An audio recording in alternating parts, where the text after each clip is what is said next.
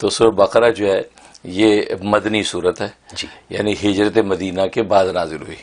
جو صورتیں ہجرت مدینہ سے پہلے نازل ہوئیں ان کو مکی صورتیں کہتے ہیں، جو ہجرت مدینہ کے بعد نازل ہوئی ان کو مدنی صورتیں کہا جاتا ہے. اچھا. تو یہ مدنی صورت ہے اور اس کا نام صورت بقرہ ہے. بقرہ نام اس لیے رکھا گیا کہ اس میں بقرہ کہتے ہیں گائے کو. جی. تو چونکہ اس صورت میں گائے کا ایک قصہ ہے جو حضرت موسیٰ علیہ الصلوۃ والسلام کے زمانے میں پیش آیا، اور تو اس وجہ سے اس کا نام جو ہے ایک اہم واقعے کی نسبت سے اللہ تبارک و تعالی نے بقرہ رکھوا دیا. جی. تو اس کا نام سورہ بقرہ، بقرہ گائے کو کہتے ہیں. اور اس صورت مبارکہ میں اللہ تبارک و تعالی نے گویا کہ انسان کی زندگی کے ہر شعبے کا خلاصہ بیان کیا ہے. تبھی حدیث میں اس صورت کو راس القرآن کہتے ہیں، یعنی پورے قرآن کی سردار ہے، گویا کہ پورے قرآن کا خلاصہ اس میں آ گیا. اسی طریقے سنام القرآن بھی کہتے ہیں، یعنی قرآن کی یعنی کوہان ہے یہ، شان ہے یہ صورت. تو اس لیے ایک حدیث میں فرمایا کہ پورے قرآن کا خلاصہ نچوڑ سورہ بقرہ میں بند ہے. تو کیونکہ سورہ بقرہ میں 5 زندگی کے شعبے انسان کے ہیں اور 5 کے بعد چھٹا کوئی شعبہ نہیں ہے، ان 5 شعبوں کا خلاصہ اس صورت میں ہے. واہ سبحان اللہ. پہلا عقائد، دوسرا عبادات، تیسرے معاملات، چوتھا معاشرت اور 5واں جو اخلاق. تو یہ 5 زندگی کے شعبے ہیں، ان 5 کے 5 شعبوں کا خلاصہ اللہ نے سورہ بقرہ میں بیان کیا ہے. اور پھر 3 طرح کے انسانوں کا ذکر کیا ہے، کیونکہ دنیا میں 3 ہی طرح کے انسان آپ کو ملیں گے. ایک مومنین ہیں، دوسرے کفار ہیں اور تیسرے منافقین ہیں. تو گویا کہ مومنین، کافرین، منافقین، تو 3 ہی طرح کی کیٹیگری کے لوگ دنیا میں ہیں. تو اس صورت مبارکہ میں ان تینوں طرح کے انسانوں کا ذکر کیا گیا ہے، ان کے اوصاف اور خصائل رذائل بیان کیا گیا ہے اس صورت میں. تو اس لیے اللہ تبارک و تعالی اس صورت کو بڑی عجیب شان عطا فرمائی ہے. اور جہاں تک اس کے فضائل کا تعلق ہے تو حدیث میں آتا ہے کہ ابو مسعود انصاری رضی اللہ تعالیٰ کی روایت ہے کہ اللہ تبارک و تعالی کی جنت کے خزانوں میں سے یہ ایک خزانہ ہے، اور اس کی آخری جو 2 آیات ہیں آمن الرسول سے، یہ جنت کے خزانوں میں سے خزانہ ہے جو اللہ تبارک و تعالی نے یعنی مخلوق کو پیدا کرنے سے 2000 سال پہلے رحمان نے اپنے ہاتھ سے لکھ دی تھی. یہ وہ 2 آیات ہیں. اور آپ جانتے ہیں کہ معراج کے موقع پر اللہ تبارک و تعالی نے نبی کریم صلی اللہ علیہ وسلم کو 3 تحفے عطا فرمائے تھے.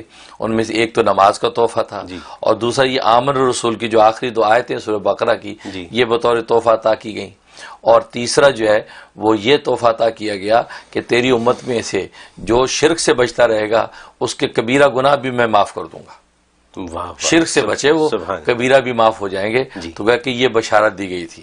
تو یہ تو گیا کہ یہ 2 آیتیں یہ اس قدر جو ہے مقدس آیتیں ہیں. اور خود نبی کریم صلی اللہ علیہ وسلم فرمایا کہ یہ جو صورت ہے یہ باطلین اس کے سامنے ٹھہرتے نہیں ہیں. تو پوچھا گیا کہ باطلین سے کیا مراد ہے؟ فرمایا جادوگر.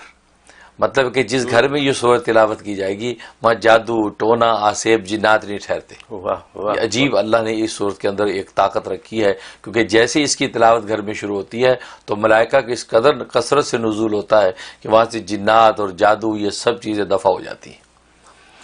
اس کے فوائد میں سے ایک بات یہ لکھی ہے کہ اگر کوئی بہت بڑا مقصد ہے، بہت بڑی مہم ہے جس کو آپ چاہتے ہیں حاصل کروں، تو 7 مرتبہ ایک ہی مجلس میں بیٹھ کے 7 مرتبہ سورہ بقرہ کی اگر تلاوت کر لی جائے تو اس مقصد میں کامیابی یقینی ہو جاتی. اور مختلف لوگ پڑھ سکتے ہیں ایک ساتھ؟ وہ یہ بھی گنجائش ہے کہ اگر ایک ہی آدمی نہیں پڑھ سکتا تو مختلف لوگ بیٹھ کے 7 مرتبہ کا اس کا ختم کر لیں اور دعا کر لیں تو اللہ تبارک و تعالی مقصد پورا کر دیتے ایک ہی نشست میں.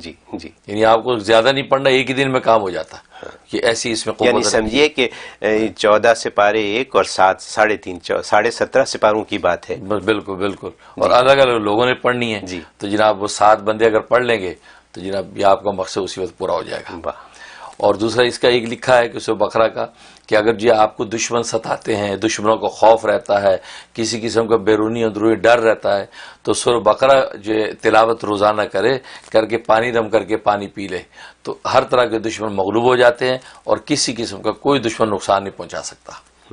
اور ایک فائدہ یہ لکھا ہے کہ اگر انسان کو جسمانی کوئی مرض ہے، خاص طور پہ دماغی مرض، مرگی کا دورہ پڑتا ہے، یا اسی طریقے سے جنون ہو گیا ہے، پاگل پن ہو گیا، باولا پن ہو گیا ہے. تو یہ بہت سے آج کل امراض ہو جائے، یہ وہ جو آٹزم ہو جاتا ہے بچوں کو، بڑے لوگوں کو ڈیمینشیا ہو جاتا ہے، اس قسم کی جتنے بھی امراض ہیں اس کا زبردست اس کے اندر اکثیر یعنی اثر ہے. تو سورہ بقرہ روزانہ تلاوت کر کے اس کے دونوں کانوں میں زور زور سے 3 دفعہ پھونکیں اور پانی دم کر کے اس کو پلاتے رہیں.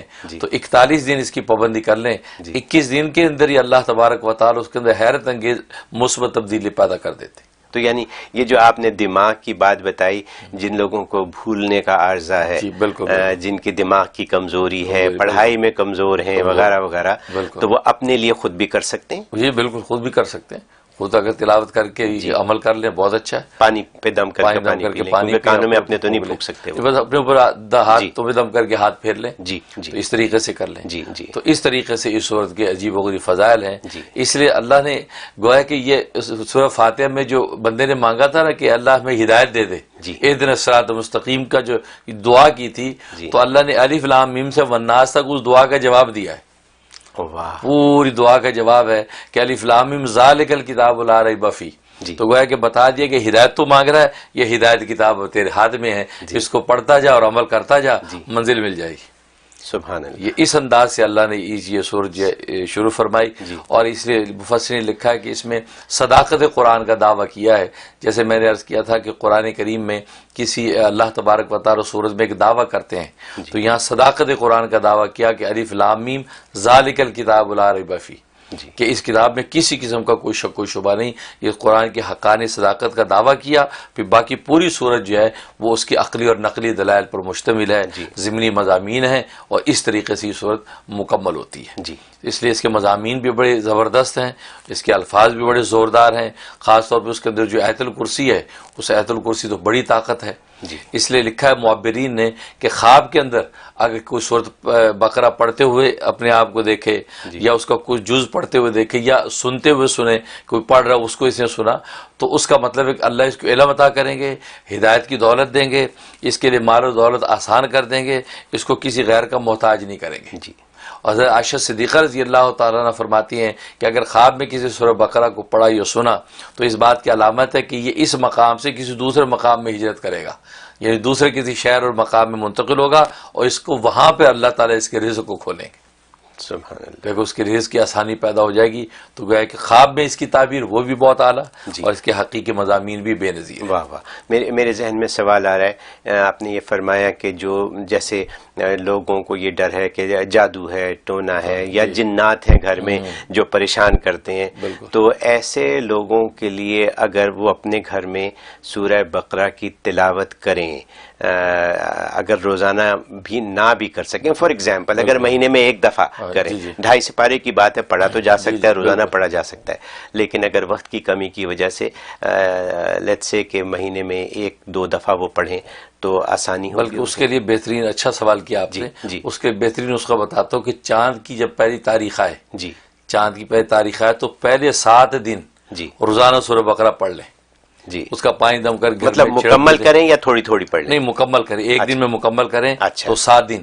تو اس کا مطلب ہے کہ اس کی ساری برکات آپ کو حاصل ہو جائے گی. پانی دم کر گھر میں سب کو پلائیں، گھر میں چھڑکیں، تو دشمنوں سے بھی حفاظت، بیماریوں سے بھی نجات، مصیبتیں نہیں آئیں گی، محتاجی نہیں ہوگی، مال و دولت کی فراوانی ہو جائے گی.